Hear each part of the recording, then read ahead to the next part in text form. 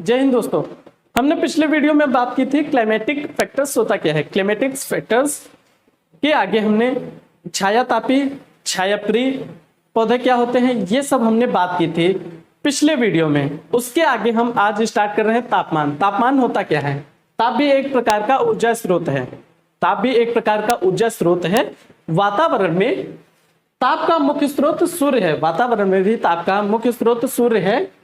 प्रकाश के साथ भी तरंगों द्वारा सूर्य से वातावरण में प्रकाश एक स्थान से दूसरे स्थान तक पहुंचता है। तरंगों द्वारा सूर्य से वातावरण में प्रकाश एक स्थान से दूसरे स्थान तक पहुंचता है। सूर्य का प्रकाश जब जल, मिट्टी एवं अन्य चीज पर पड़ता है, सूर्य का जो प्रकाश है वो जल, मिट्टी एवं किसी अन्य चीज पर पड़ता है तो उसे गर्म कर देता है। सॉरी। उपापचयी क्रियाओं में विक्रो को हम इंग्लिश में एंजाइम कहते हैं कि महत्वपूर्ण भूमिका होती है।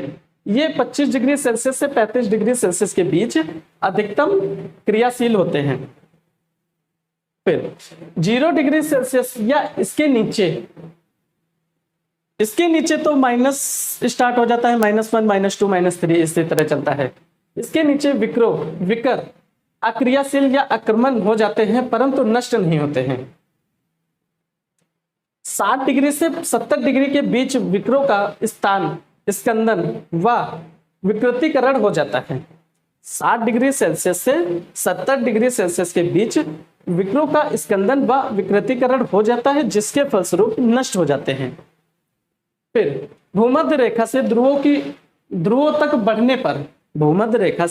बढ़ने पर तथा समुद्र तल से ऊंचाई की ओर बढ़ने पर ताप कम हो जाता है। तापमान के आधार पर पृथ्वी पर वनस्पतियों को 4 भागों में बांटा गया है। तापमान के आधार पर वनस्पतियों को 4 भागों में बांटा गया है। नंबर 1 उष्ण प्रदेशीय, दूसरा है उप उष्ण प्रदेशीय, तीसरा है समशीतोष्ण प्रदेशीय, चौथा है अल्पाइन।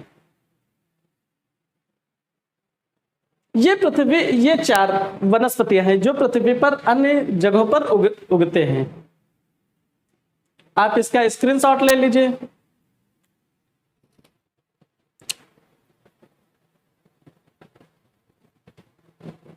आइए आगे देखते हैं। जल एवं वर्षा। जल एवं वर्षा क्या होता है?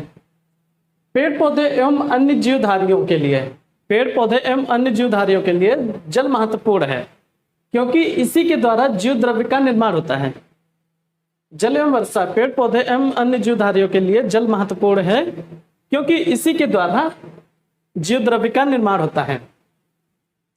इसी की उपस्थिति में अधिकतर जीवन क्रियाएं व उपापचयी क्रियाएं संपन्न होती हैं। जल की उपस्थिति में जीवन क्रियाएं एवं उपापचयी क्रियाएं संपन्न होती हैं। पृथ्वी पर विभिन्न कार्यों के लिए जल का मुख्य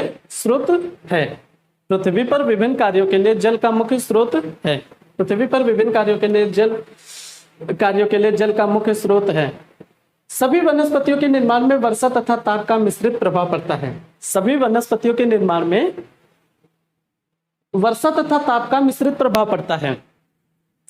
जल की परिस्थितियों एवं मात्रा का पेड़ पौधे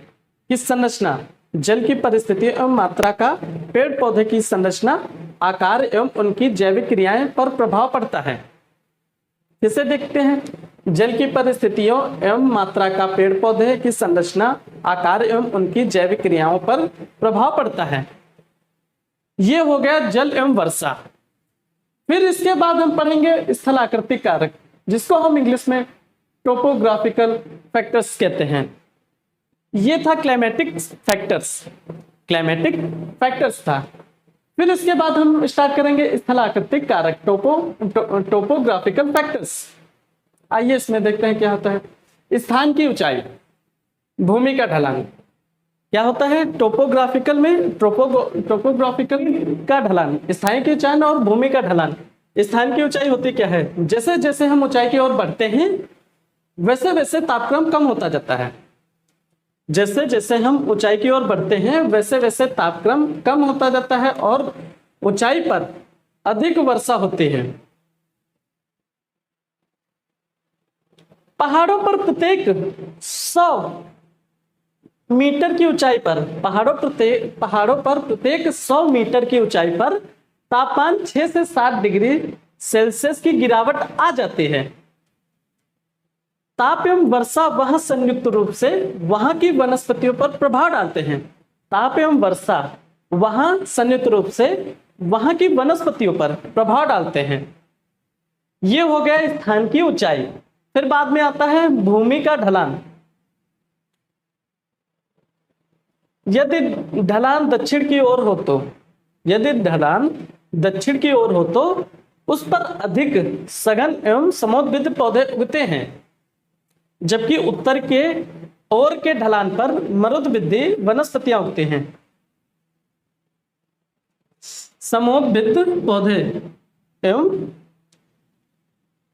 उत्तर की ओर ढलान पर मरुद्भिद्धी वनस्पतियां उगते हैं, क्योंकि दक्षिण की ओर मानसून हवाएं रास्ते में पड़ती हैं। हवाएं रास्ते में पड़ती हैं और वहां पर नमी रहती हैं। जैसे हम उत्तर की ओर बढ़ेंगे तो मौसम शुष्क रहता है, क्योंकि वहां पर शुष्क हवाएं चलती हैं। यह हो गया स्थलाकृतिक कारक। आप इसका स्क्रीनशॉट ले लीजिए।